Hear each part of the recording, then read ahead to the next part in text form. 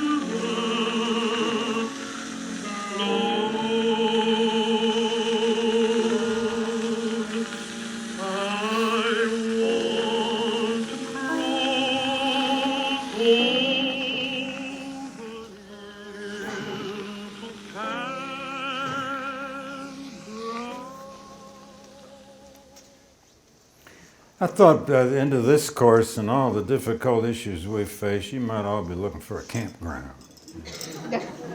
I don't know. And I'm going to end with a passage that refers to Deep River. We've dealt with a lot of difficult history. All history is difficult if you're doing it seriously. About Yale University, about the coming of the Civil War, about slavery, about Reconstruction, its aftermath and its continuing aftermath. And there was an election. But all is not dark and terrible in history, and it's one of the reasons, of course, that the spirituals and the blues came into existence. The blues, as one wag said, or one lyric said, was always looking up and down. And spirituals were the spirituals. At the very end of the Civil War and into the 2, 3, 4 years afterward, there were a variety of journalists from the North who went across the South to write about the battlefields, the ruins of Richmond, the ruins of Charleston. Northern readers were enthralled with this stuff. This went on all the way into the early 70s. One of the most famous was a journalist, a poet actually, who was hired by a New York newspaper. His name was John Trowbridge. He traveled widely across the South in 1866, 67. He became one of the first battlefield tourists. He began his tour at Gettysburg. Actually, in 65, August of 1865. The war's only been over for, 3, 4 months. He arrived in the town. He stayed in a little hotel in the middle of Gettysburg, and he asked the attendant at the hotel, where did this world-famous fight happen? And the hotel clerk said, all around you. And indeed, he started to walk down toward the battlefield all around town. He eventually found himself in the Gettysburg National Cemetery, the first national cemetery created out of the Civil War. That's where national cemeteries began, of course. And they were still burying people, still properly burying people. He described a stillness on that summer day in that cemetery, but the stillness and the sound was only broken, he said. Trowbridge was a poet, by the, quote, perpetual click-click sound of stone cutters who were finally cutting the gravestones for primarily unnamed soldiers.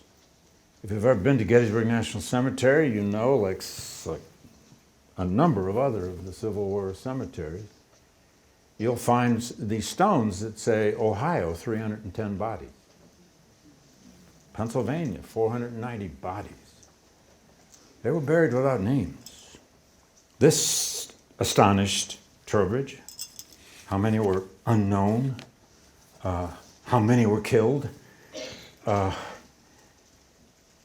then he kept describing what he saw. And he actually walked up to the edge of some of these grave sites, which were, some of the bodies literally were still being reburied, more properly buried than they had been in that terrible summer of 1863, 2 years earlier. And he peered into a few of these graves. He actually said, quote, he saw the ends of coffins protruding. He pondered warily, quote, the awful uncertainty of the nation's rebirth. Will it rise? He asked. Will it rise? And without knowing the answer, how many of us have wondered at different junctures in our history? How about the World War II generation? My God, my parents. Would it rise? How about black people in that whole age of Jim Crow? Generations of living under what we described the other day, and I will come back to it at least briefly today, the humiliation, the laws, the restrictions, that they nevertheless build societies against and around and underneath and above. But how often did they wonder, this thing, this America, this country, these creeds, those Civil War amendments, will they rise? This was the question at ground zero for 9/11. Will it rise? That idea, and there's that word "it" again. We had a wonderful discussion the other night. Thank you, all of you who came to the book discussion of It Can't Happen Here. But that "it" is still hanging there, and it should. We haven't perfectly figured out what "it" is in this course, and that's okay. I didn't intend to, actually. Sorry. Y'all probably going to walk out now. The "it." Will it rise? What is it? Is it the American experiment? Is it this thing, this set of creeds, this idea, that nation destroyed in the Civil War, remade, all but eroded and destroyed again, somehow remade? And where are we now? We don't know. But that idea has always reminded me of the great, great story in Ezekiel, the Valley of the Dry Bones. One of the greatest metaphors among thousands of great metaphors in the Bible. The prophet Ezekiel found himself in a terrible, bleak landscape, a horrific landscape. Not unlike Trowbridge was seeing. And by the way, on all these battlefields he visited, he found bones all over the place, just protruding from the ground. They just hadn't been buried. Ezekiel found himself in a terrible, bleak landscape. The masses of horrifying bones, he said, were very dry. The dry bone. God confronts him with a question. God says, "Son of man, can these bones live?" How'd you like to be asked that? Hello, God. And an awed Ezekiel doesn't know what to do. He can't know. God puts his hand on the prophet, breathes into the bones on the parched earth, and they begin to grow flesh and skin. And they begin shaking. The bones start clicking and shaking and moving about. And God pronounces, "Come from the four winds, O breath, and breathe upon these slain, that they may live." A humbled Ezekiel then prophesied as he was commanded. Prophets are commanded to be prophets. They don't really choose to be. And behold, the bones became flesh, stood up upon their feet. And, there's 1,000 interpretations of that fantastic, incredible, beautiful, powerful, horrible story. It may just be reminding us that it may just be reminding us that whatever happens in history is always very old and very new, because it's happening to you.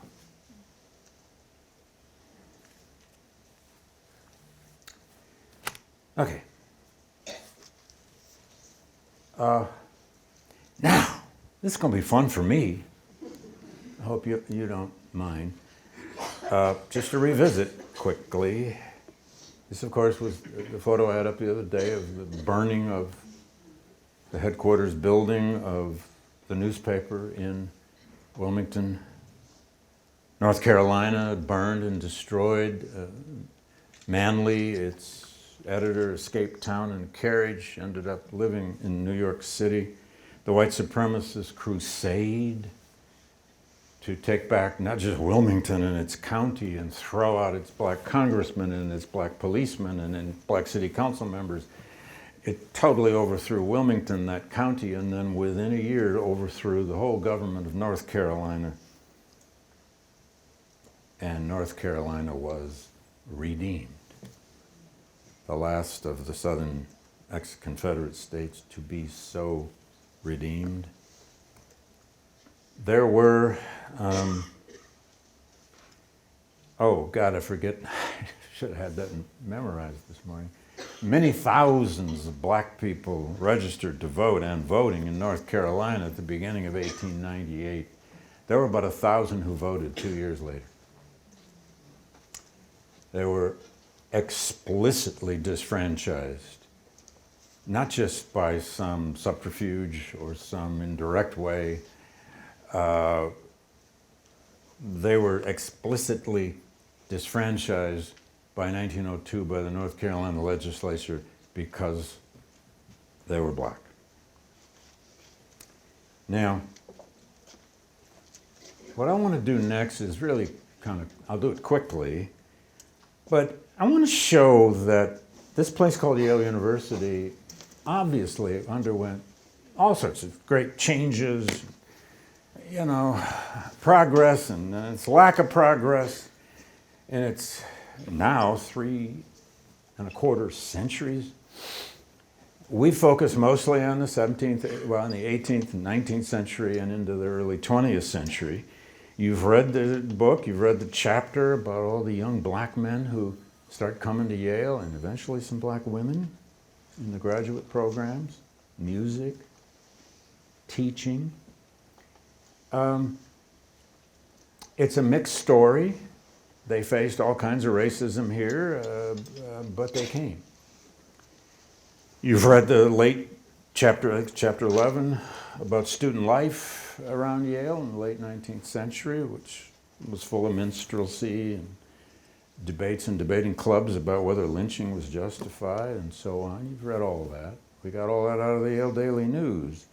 But along the way, and by the way, something we did not deal with fully in the book.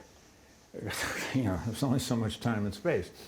But in the late 19th century, in the transition from President Porter to the second Timothy Dwight, and then into the presidency of Hadley in the early 20th, Yale remained, by all accounts, and even the historians who greatly admire Yale have said this, a very conservative place. Conservative not so much in politics and voting, although maybe it was, but it was conservative in that it resisted change. There was an old guard in the faculty here in the late 19th century that didn't want the curriculum changed. It was fine. They had created it. That's not surprising, as one who's spent most of his life in faculties. We don't like change either, unless it's our change. Unless it's my course, my field, my theory. But Yale, kicking and screaming, did move into the modern age, to say the least, in the professional schools, the law school, the medical school. All the professional schools developed slowly but surely huge endowments. It took a long time for the Yale Law School to develop sufficient precedent. It's hard to imagine today, since it's like the law school. And every would-be lawyer on planet Earth is trying to get in as we speak, probably. But it took a long time for the Yale Law School to compete with Columbia, Harvard, and so on. They were in cities, big cities. I wanted to go to New Haven to be a lawyer. It took time. The Yale New Haven medical complex took time before it became one of the great medical centers in the world. Yale created a school of education by the early 20th century. That's how many women got here, to get degrees in teaching. Before, Yale, long before Yale went co-ed in the undergraduate program, the first women faculty member was hired to teach in the education school. So it's an amazing growth story, kicking, screaming at times, of course, like any forbiddingly old institution. But one of the most interesting, to me anyway, and maybe to this course, one of the most interesting things that happened into the early 20th century, and right on up through the middle of the 20th century and into the end of that century, was that the study of slavery was in great part born here. This doesn't get a lot of attention, because who cares about a bunch of historians? Or historiography, the field and how it grows and who writes this and who writes that and so on. You're going to get a little historiography right now. 5-minute nap if you wish. But seriously, this man, Ulrich Bonnell Phillips, and just to show, I mentioned the other day, I have this critic out there now on this far right-wing libertarian website who butchered me in a long, long, long essay because of the New York Times piece. He says, we liberals can't understand anything. Nonsense. Ulrich Bonnell Phillips was a racist historian. He had fundamental values that were all about white supremacy. He was raised in the late 19th century South. He was educated first at the University of Georgia. He ended up teaching all over the North, of course. University of Wisconsin, University of Michigan. He taught summer school all over Hey, in those days, people had to go find a place to teach summer school to make a living. He taught summer school in Kansas and California and God knows where, even Harvard. And he came to Yale in 1929 after he was sufficiently famous. 1929. Yale hired U.B. Phillips. Now, U.B. Phillips is an epithet in some historian circles. Just mentioning you, I have grad students here who are preparing for their orals exams. They probably read a few paragraphs of Phillips, which is all anyone ever bothers to do anymore, which is okay. It's okay. It's okay.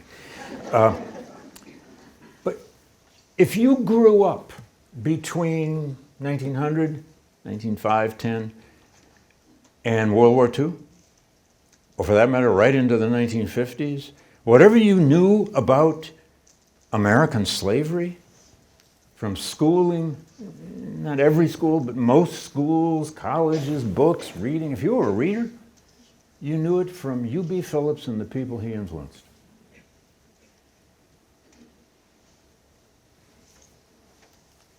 In 1918, he wrote the book, in great part, in camps in the South.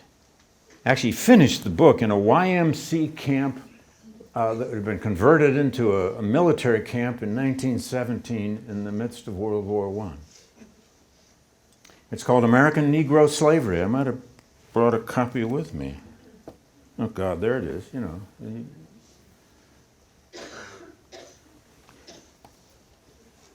Still in print. He's the first historian ever to dig very deeply into plantation records. In fact, he started publishing volumes of plantation records. Nobody ever done that before.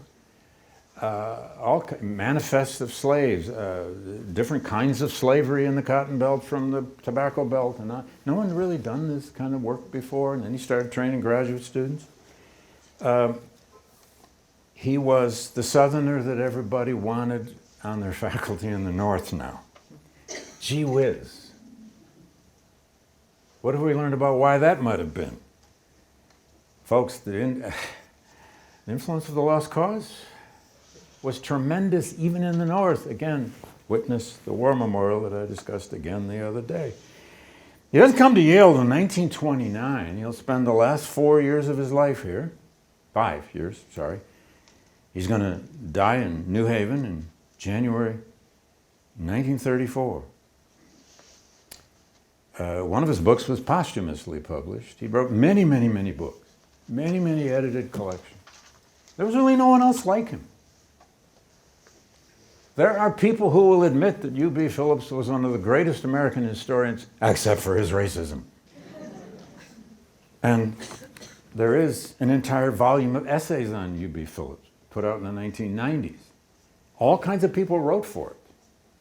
It's a book that is in part an act of respect for an early historian who helped create a field. At the same time, it's full of brutal critiques, which is what Phillips deserves.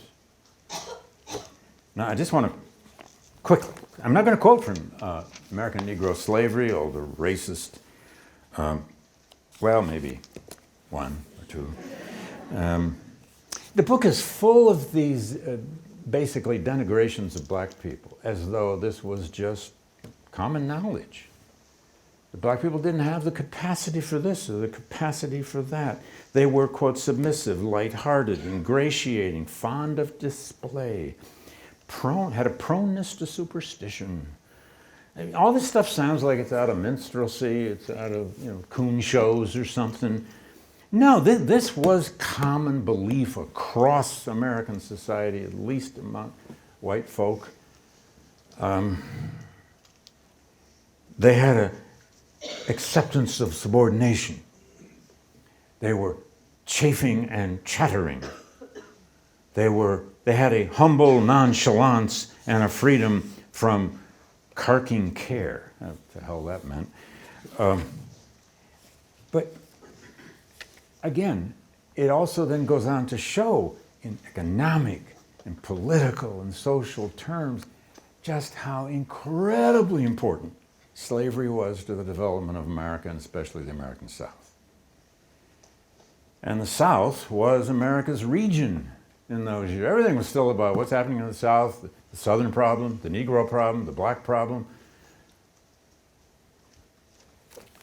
I won't bitch too much out loud that we don't teach much Southern history here at Yale anymore. I do that all the time in my department and everybody yawns. It's okay. He gave a Memorial Day address, though, here in 1931. He's on the faculty now. He's famous as hell. They're building the history department now for the modern age, and UB is invited to speak on Memorial Day. He gives an address. I'm forgetting the title of the thing now. But among the things and it's short. It's like 600 words. He knew his audience. They didn't want to sit there very long. And this was, again, common historical knowledge at the time. He argued that the Civil War had not been necessary. It had been a needless war. It was caused by fanaticism on both sides. If only the moderate voices had been heard. This was common in the scholarship by the 1930s. The so-called needless school. A lot of Northerners were writing that. James G. Randall at the University of Illinois, famously. The peacemakers just had not been heard. This was the 1930s now. Americans were attuned, you just wrote a book about this, attuned to this idea that fanatical propaganda could take over the world. But the worst thing that had happened, oh, and by the way, slavery was hugely important, but not really the cause of the war. So commonly held at that time. Not by everybody. Du Bois was already working on his book Black Reconstruction in his spare time. That'll come out in 1935, which is a fascinating thing to read in companion with U.B. Phillips, actually, sometime. Next time I do a graduate seminar, remind me to do that. And Du Bois wrote a lengthy review of American Negro slavery in 1918, which has about a page or so of respect for the research Phillips did. He says, this is amazing. No one's ever done this kind of research. And then he just butchered the book for his racism, which is what he should have done. But Phillips, just like the Yale committee that created a war memorial and all across American society, he reserved his most contempt in this piece for Reconstruction. Reconstruction, he said, I'm quoting him, the hell that is called Reconstruction became what he called a remodeled, workable regime, and thus, if war chances to settle one problem, it always raises a host of others in its train. Reconstruction had been a shame. Unfortunate, went way too far, egregious in its assertions of black political and civil liberties. And he said, the failure and the disaster of Reconstruction had made the memories of the war's heroism merely a cost in sorrow. Now I'm getting pretty nasty to Phillips, I'm sure, but it's okay. I mean, Phillips is a difficult figure, and we ignore him at our peril because he educated the United States about slavery until some other folks came along. I'll do this quickly.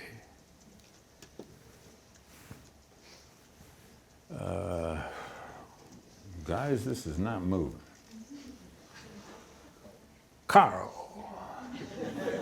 Oh, sorry. There we go. My fault. I was hitting the wrong button.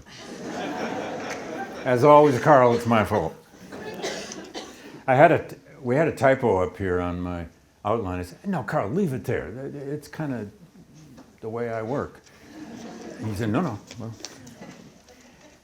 Well, by the 1950s, 40s, 50s, the study of slavery was about to undergo one of the most remarkable revolutions in scholarship, frankly, American history has ever seen. And it would go on for decades. It is not quite the blisteringly hot topic because there's so many other topics now that it once was, but it is still as robust a field as you can even imagine. Before I mention John Blassingame's famous book called Slave Community, the first of these Yale historians I want to mention is David Potter. Now, Potter was a Southern-born American historian, educated in part in California. He came here in the 50s. He didn't write The Impending Crisis, that book I pointed to earlier in the course, the book I said, if all you need to know about the coming of the Civil War in the 1850s is in David Potter's book, it is. He didn't write that till 1976. He'd already left. He'd been working on it, though. He'd already left Yale by the time it came out. But David Potter, essentially, after Phillips was gone, created Southern history here. The study of the South, which would become one of the most important segments of the teaching of history at Yale. Not just for undergraduates, but now the beginnings of a robust graduate program that will train literally hundreds of people in this field. Then came John Blassingame. Blassingame was hired in the 60s John Blassingame was a Southern-born African-American. I tried to find a good photo of John today, and I just the stuff online didn't work for me. I needed my friend Mike Moran he could pull one up for me. I should have asked. John went to an HBCU in Georgia. He was one of the long line of black men who had gone to HBCUs in the South and somehow found their way to Yale, especially for graduate school. He studied with C. Vann Woodward at Yale. He was not the only black American historian that Vann Woodward trained here. Vann Woodward, I'll get back to Woodward in a moment. Woodward was hired, in the 60s. John Blassingame came here, particularly after he wrote this book, The Slave Community, which came out in 1972. It wasn't the only, but it was one of the first major works of the modern era that took on slavery from the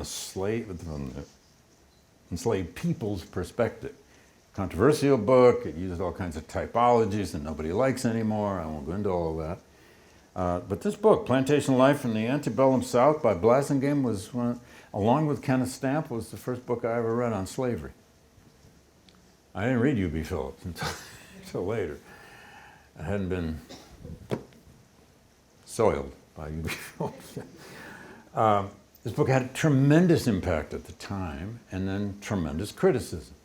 It would be followed by 1974, 5, 6, a revolution in slavery scholarship. Slavery scholarship made the cover of Time magazine, the cover of Life and Look magazine. But it was here that this field especially began to grow. I should have photographed Edmund Morgan's book. Now, Edmund Morgan, I don't have a photo up here of Ed. Terrible oversight this morning.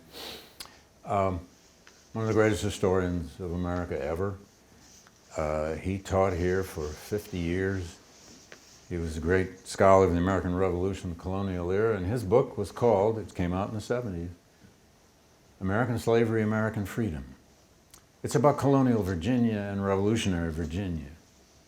I used to test my graduate students, it's less so now, but in my first decade or so here at Yale, I would ask grad students, what's your favorite book you read? Not invariably, but very often they would say, oh, Morgan's, American Slavery, American Freedom. Partly because he was such a graceful, beautiful writer, but also because the arguments. It was Morgan who showed us better than anybody ever had before how to understand that paradox of a generation of men who were slaveholders who could create a democratic republic of a kind. The Jeffersons, the Patrick Henrys, the Washingtons, those Virginians. It always had been how do you explain that? Y'all go read American Slavery, American Freedom, because Ed Morgan explained it as good as anybody has ever since.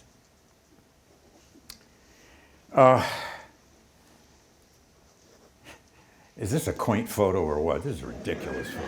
But that's how these guys sometimes would have their photos put in their books. Even David Brion Davis had a pipe photo in one of his books. Jesus. There's Woodward sitting in the courtyard of old HDS, HQ. C. Vann Woodward was hired here away from Woodward, a Southerner, a deep Southerner. All his life, born in Mississippi. I mean, raised in the South, educated in the South. He'd been at Johns Hopkins for a long time. He didn't want to come here. He was hired by a phone call by John Blum and a couple others in the department. That's how they used to do it. It took them like 2 years to convince Vann to come here. There are some priceless letters in the Woodward papers over in Sterling between Woodward and Robert Penn Warren. I mentioned him the other night in our discussion, the great novelist, the author of All the King's Men, who spends the last almost 40 years of his life teaching here. Warren was already here. Woodward writes to him, says, in fact, read, "Can two old Confederates survive up there in Connecticut?" They use that term, ironically. They didn't do that publicly. And Warren writes him back and says, yeah, I think so. By the way, David Potter has a letter to somebody, to Woodward, because Woodward writes to Potter, too. So you survived there for a while, didn't you? He says, yeah, you can survive New Haven, but it has the longest red lights I've ever seen. It does. And when I read that letter, I almost yelled in the archive. I thought, that's true. You've been to some red light stops where you just never go anywhere. Anyway, okay, sorry. But C. Vann Woodward, great historian of the South, author of The Rise of the New South, The Strange Career of Jim Crow, which made his career, made his life, made him both activist, liberal, and historian. In ways he might, the liberal label, he writes about it beautifully in this book. This is his little memoir. It's an extraordinary little memoir about what it means to be a historian. I really recommend this. Woodward had his flaws, he had his blind spots, especially late in his life. He didn't like what was happening to the study. He became a grumpy old man. And I heard Woodward give a talk once at a conference right near the end of his life. God, was he a grumpy old man. And I've always remembered that, because as I get to my late years, I'm becoming a little bit of a grumpy old man, but I don't want to do what he did at that conference. He just started bitching about everybody under 40 doing history. Ooh, Van, don't do that. Think what you want, but don't say it, man.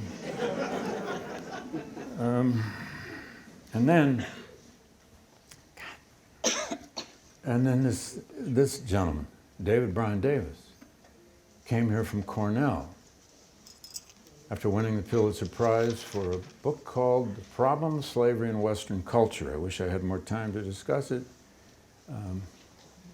I'm supposed to be his replacement. There are no replacements. David Brion Davis is probably the greatest scholar the subject of slavery has ever had, at least in our world. He created a project called The Problem of Slavery in Western Culture. He was an intellectual historian. He was trained in literature and history, which, by the way, C. Vann Woodward was too. Woodward explains in that little memoir why he loves history in the way he does. He gives the novelists the credit. Robert Penn Warren, William Faulkner, and others. He says, I follow the novelist to real insights. He also was a hell of a researcher, too. But anyway, David Brion Davis wrote what was originally supposed to be a 3-volume study, Problem of Slavery in Western Culture. The second volume was Problem of Slavery in the Age of Revolution. Then came a volume called Slavery and Human Progress. Then came a volume called Slavery in the Age of Emancipation. It ended up being about a 4-part trilogy. That's not right, is it? David died some years back.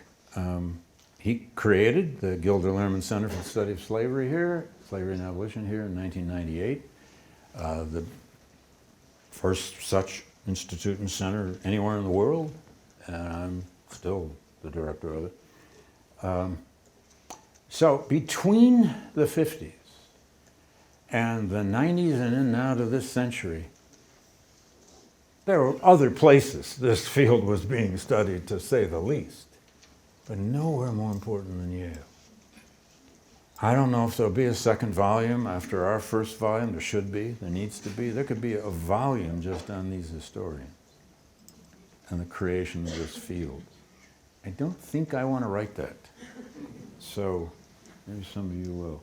If you want to start with one book by DBD, by the way, we have a little shrine to him up at the Gilder Lehrman Center if you ever come up to the 3rd floor of 230 Prospect.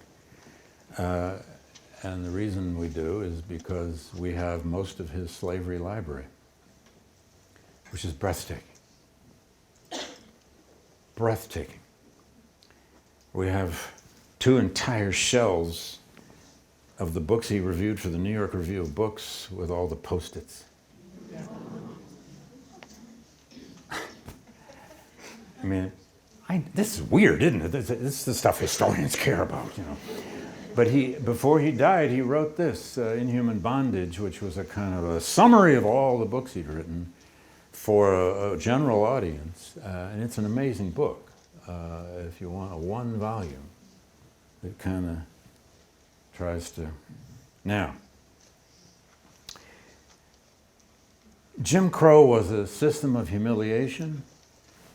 Jim Crow was a system of laws.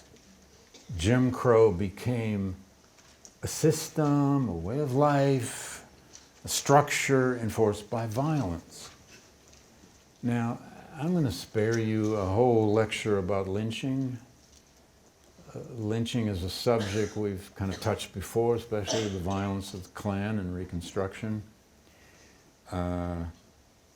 Virtually every major African-American novelist of the early 20th century anyway, even into the middle of the 20th century, would tend to end their books with a lynching.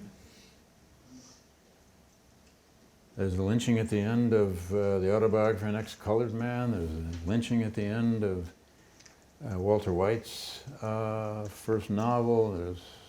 There's just so many lynchings in literature. Because sometimes it takes the artist to be able to give us access to such things that we can't otherwise find. This is a pamphlet, an original pamphlet, well, of course it's original, published in 1919, right after World War I, by the NAACP, put together under the auspices or the work of James Weldon Johnson and his assistant, William Pickens, who I'm going to get to in a second. Now, it has these maps that are almost primitive looking. It's like somebody handmade these. It's so cool. The NAA was still growing into the forceful, organized, and sometimes well-funded organization that it became under James Weldon Johnson's leadership in the 20s. But it has maps like this. 30 years of lynching. NAACP collected its own statistics on lynching. So did Tuskegee Institute. So did Hampton Institute. And here you see the numbers by states. Lynching wasn't just a southern thing. Look at upstate New York. Look at Pennsylvania. Montana. Oregon.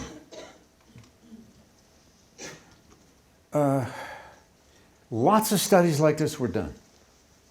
This was not an ignored subject by any means. In fact, eventually, is this the last? No. Sorry. This gorgeous guy, William Pickens, signed up with the NAACP in 1915, 16. Within a year or two, he was the right-hand man of James Weldon Johnson, who was first field secretary and then very soon executive secretary, executive director, executive secretary of the NAACP. Pickens was James Weldon Johnson's assistant, associate, right-hand man. They traveled all over the South, creating new chapters of the NAA. I was once giving a talk in Savannah. It was probably on Douglas. Somebody raised their hand and said, "What's your next book on?" And I said, "Well, James Weldon Johnson." And suddenly there was a whole section of black folk cheering. I thought, what? Turns out James Weldon Johnson had created their local chapter of the NAACP, which they called the James Weldon Johnson chapter. He was like their saint. There's a popular memory out there of these activists of the NAA, not just the lawyers, but the activists on the ground that created it. Back to William Pickens in a moment. Now, good. James Weldon Johnson was first and foremost a poet. He was always a poet. He was many other things, novelist, essayist, a lyricist, somewhat of a musician. He wrote the Black National Anthem, Lift Every Voice. He wrote the lyrics for it. His brother wrote the music. He was a diplomat in Nicaragua and Venezuela and the Theodore Roosevelt administration. A a great columnist for 2 black newspapers. Eventually, for 13 years, he led the NAACP. He was a great collector, anthologizer of black spirituals, black poetry, black and unknown bards, many, many other poems. I want to just use one of his poems. Actually, I may use 2 of them, not sure. Depends on your time. He wrote this poem probably in 1929. He published it first in 1930. It's called St. Peter Relates an Incident of the Resurrection Day. I put it on the server. If you already read it, you know it. It bears rereading because there's so much in it. There's so much history in it. This is a man who had worked against, by the way, he and Pickens spent many parts of 2 years in Washington, D.C., lobbying the U.S. Congress, lobbying 2 different presidents to get an anti-lynching bill passed by Congress, which always failed in the U.S. Senate. It would pass the House and fail in the Senate, over and over and over. This poem was James Weldon Johnson's attempt by the end of the 20s. He's on the eve of leaving the NAACP. He's so frustrated by these failures to even get a federal anti-lynching bill because the Southerners would block it. It was James Weldon Johnson who was the principal organizer, one of the principal organizers at least, of the famous Silent March in New York City. 10,000 black folk organized in churches, led out front by W.E.B. Du Bois and James Weldon Johnson and 2 or 3 others at the front of the parade, the Silent March of 1917, all the way down Fifth Avenue. The crowds of white people who'd never seen anything like this. All the black women dressed in white. Silent. All you heard was the tramp, tramp, tramp, tramp. And lots of banners about lynching. How many lynchings had occurred that month? How many lynchings occurred that year? Names of towns and cities where they'd occurred. Until they got down to Union Square, the parade was over, and they just broke into dance and song. He'd also witnessed, in 1925, the march of 30,000 Ku Klux Klansmen down Pennsylvania Avenue in Washington, D.C. in their robes. And this poem is his answer to that. Eternities, now numbering 6 or 7, hung heavy on the hands of all in heaven. Archangels tall and fair had reached the stage, where they began to show some signs of age. The faces of the flaming seraphim were slightly drawn. Their eyes were slightly dim. The cherubs too, for now, oh, an infinite while, had worn but a wistful shade of their dimpling smile. The serried singers of the celestial choir disclosed a woeful want of pristine fire. Everybody in heaven here seems tired. They've been doing this a long time up in heaven. When they essayed to strike the glad refrain, their attack was weak, their tone revealed voice strain. Their expression seemed to say, we must, though 'twas more than evident they lacked the gusto. It could not be elsewise. That fact all can agree on, chanting the self-same choral eon after eon. I think that's funny. Everybody who works in heaven's just tired. Thus was it that St. Peter at the gate began a brand new thing in heaven to relate. Some reminiscences from heavenly history, which had till then been more or less a mystery.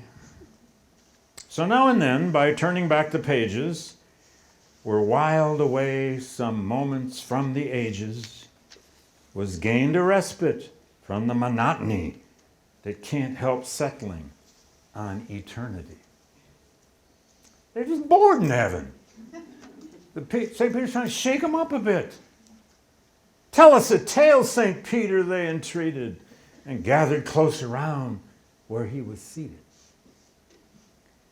St. Peter stroked his beard, and yes, he said, by the twinkle in his eye and the nodding of his head. A moment brief, he fumbled with his keys. You know, St. Peter's got a famous key.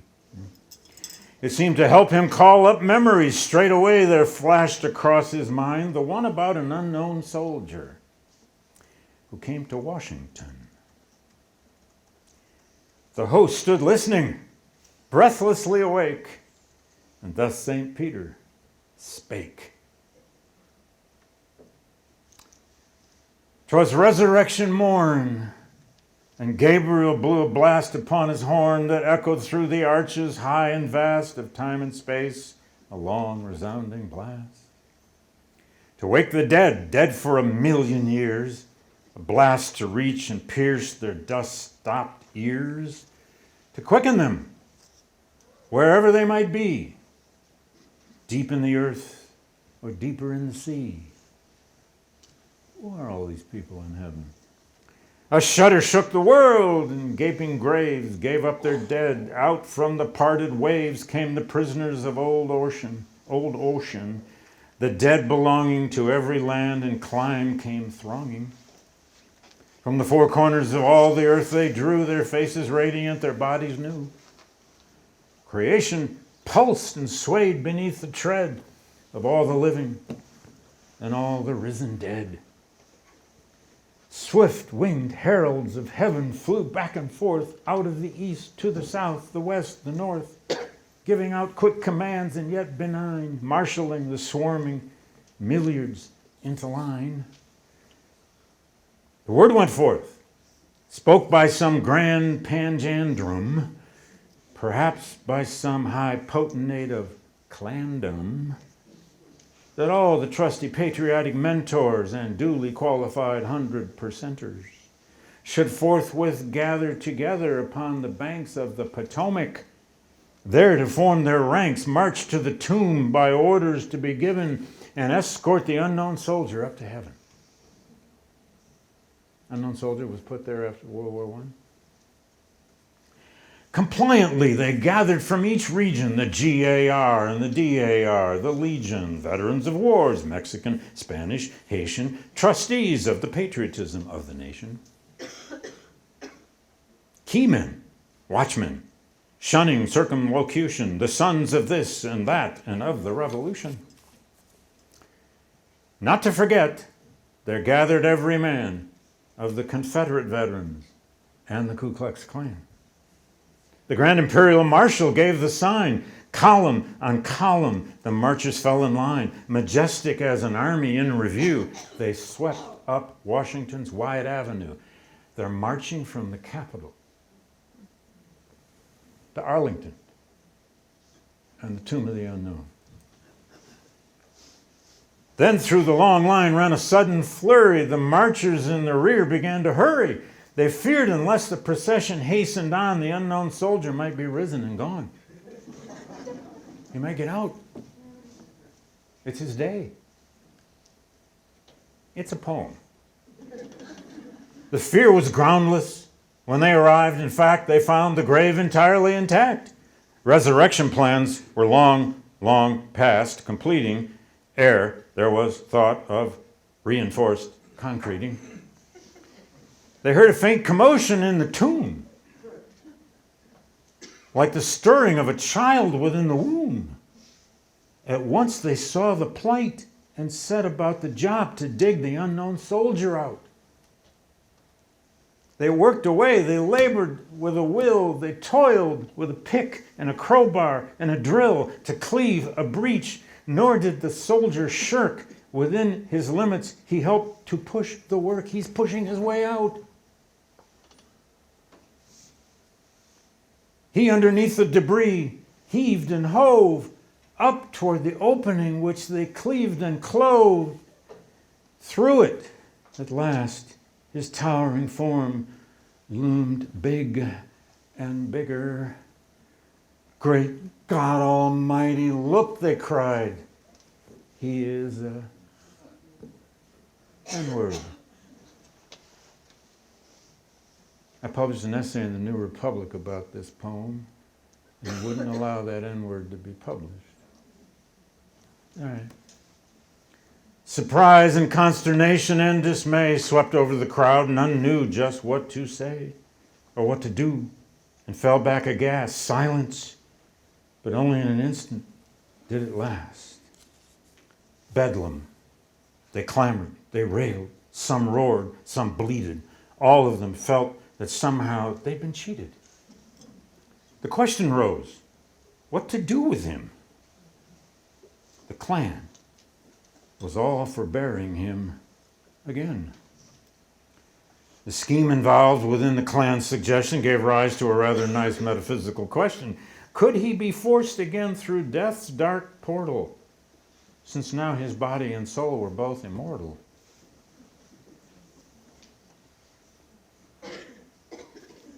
Would he forsooth, the curious-minded queried, even in concrete re-entombed stay buried?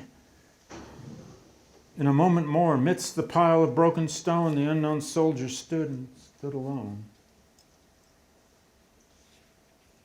The day came to a close, and heaven, hell too, was filled with them that rose. I shut the pearly gate and turned the key, for time was now merged into eternity. This is St. Peter talking, remember? St. Peter's a hell of a storyteller. I gave one last look over the jasper wall, and afar descried a figure dark and tall. The unknown soldier, dust-stained and begrimed, climbing his way to heaven and singing as he climbed, "Deep river, my home is over Jordan. Deep river, I want to cross over to the campground." Climbing and singing, "Deep river, my home is over Jordan. Deep river, I want to cross over into the campground." Nearer and louder, "Deep river, my home is over Jordan. Deep river, I want to cross over to the campground." At the jasper wall, "Deep river, my home is over Jordan. Deep river, Lord, I want to cross into the campground." I rushed to the gate and flung it wide. Singing, he entered with loose, long stride. Singing and swinging up the golden street, the music married to the tramping of his feet. Tall black soldier, angel marching, swinging up the golden street, saluting at the great white throne. Singing, singing, singing, singing, clear, strong, singing, singing, singing, till heaven took up his song. Everyone in heaven then sang "Deep River, I want to cross into the campground."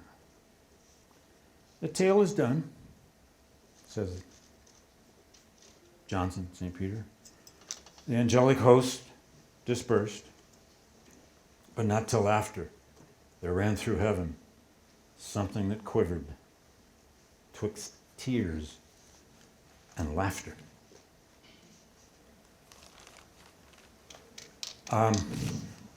History's never finished. History's never finished. When good things happen, when bad things happen, whatever side you're on, the lesson is, perhaps, of that poem, that we have to keep crossing a deep river, lots of rivers, with all the honesty and truth we can muster, with a spiritual muster from the spirituals and the blues, from historical knowledge, and from our greatest poets and storytellers. We need justice on both sides of the river. This course has been mostly fun for me and a bit intimidating. It's been tough to think about facing all of you every Tuesday and Thursday. But the occasional nods I see out there, or even have kept me energized.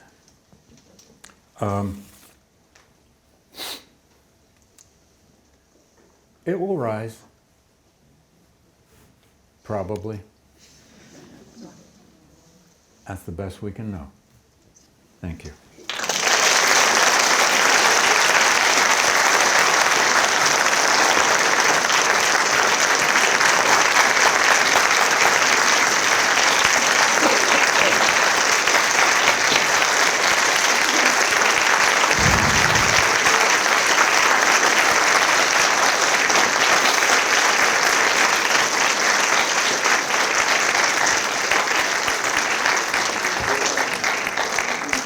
I wish my mother were alive. I could tell her about that.